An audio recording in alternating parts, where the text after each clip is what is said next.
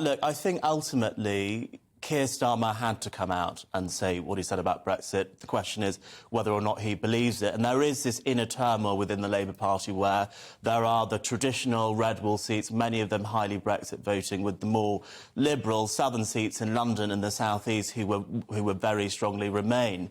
And the balance seems to be tipping more now, perhaps in favour of the red wall.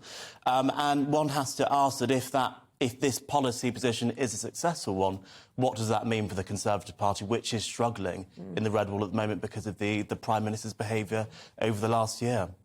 And meanwhile, rumours continuing to swirl about whether or not Sir Keir Starmer will be leader for much longer. I mean, Durham police have said they won't give a running commentary into Beergate, but we're led to believe that either a decision's been made and we haven't been told, or one is imminent.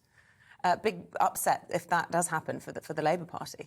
Yes, because indeed the two people who are... Well, the other person who's tipped as leader for the Labour Party, other than Keir Starmer, would be Angela Rayner, who's also implicated in this as well. So I do think it would chuck the Labour Party into some sort of crisis, because I'm not sure who the other leadership, the runners and riders, are in the same way that we see in the Conservative Party. I mean, I tell you, two years ago, everybody was talking about Emily Thornberry.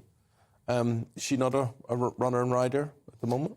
I wouldn't say that Emily Thornberry was a runner and rider, because her position on Brexit and remaining in the European Union was actually even more extreme than Keir Starmer's. And just thinking about what he has said about Brexit needing to be a success and Labour being behind it and not going back into the single market or customs union, I would posit that if Emily Thornberry wasn't in the shadow cabinet, she'd have been one of those MPs coming out against that. Well, she's on just before 8 this morning, so we will ask her about that. She's the Shadow Attorney General now. But I suppose other people in contention, if Sir Keir Starmer were to resign this week: Lisa Nandy, Wes Streeting.